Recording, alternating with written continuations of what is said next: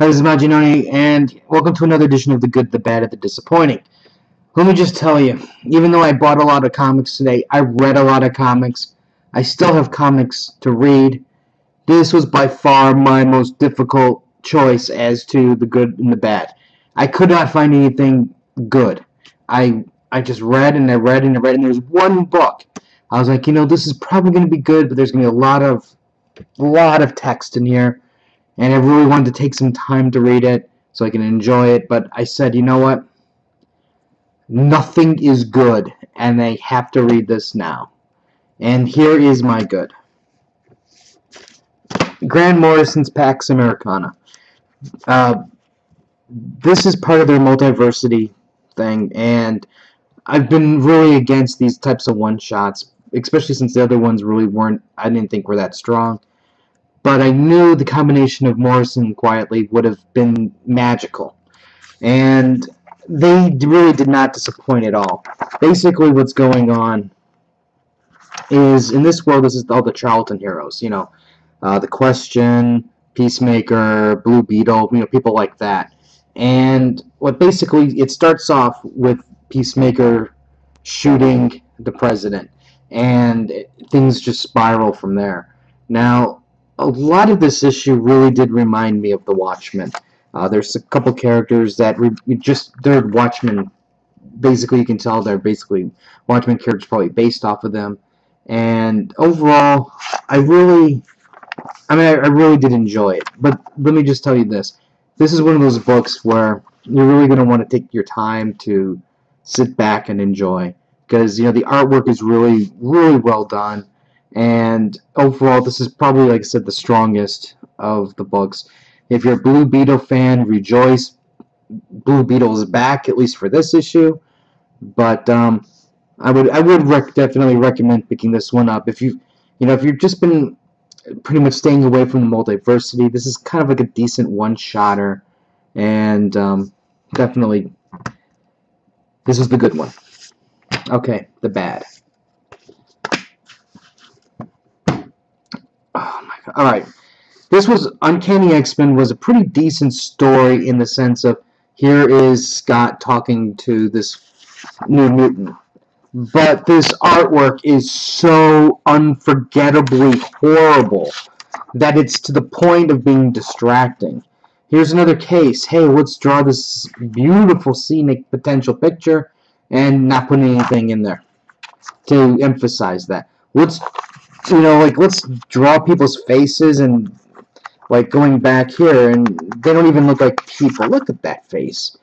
You probably can't see it. There we go.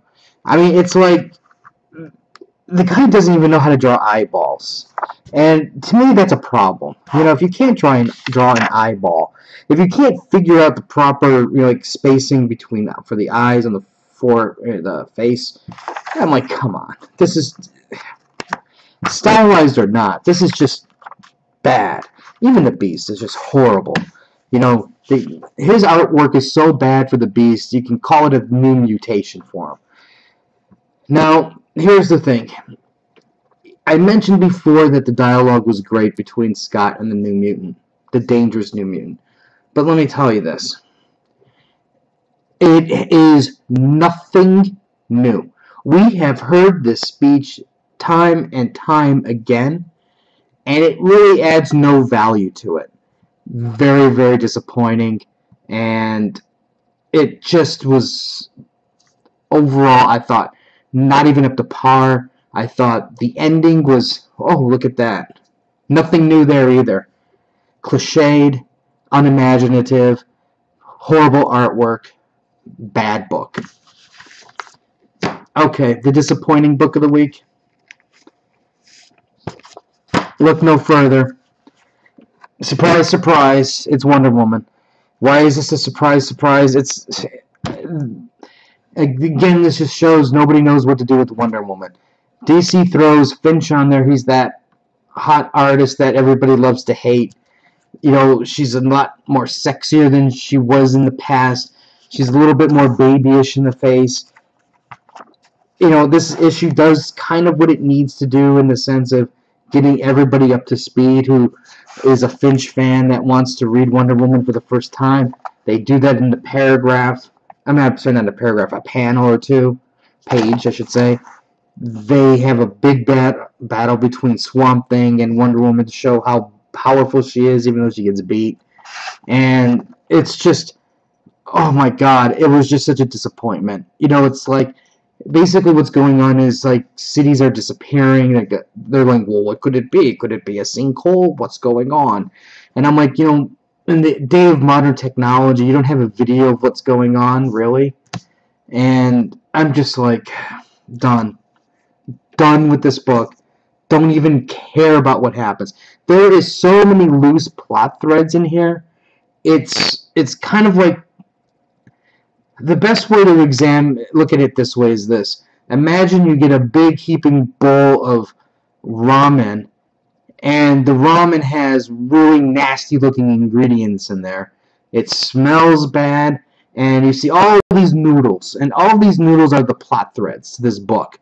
It's just a bowl of mess, and it's just, words escape me because it's not even enjoyable. That's the thing. You know, you would think, hey, you know, this is going to be one of those babe books. You know, you can at least like it because there's a hot girl with a sword throughout the book. But it's just like, the story is so unimaginative. You don't care what's going on. Wonder Woman could be naked, and I wouldn't care. That's how bad this book is. Very disappointed. Highest disappointed rating of the year right there. Anyways, if you have any comments or questions, let me know. Like and share. Let me know what you thought was your good and your bad and your disappointing of the week. I'll have more reviews later, so until next time.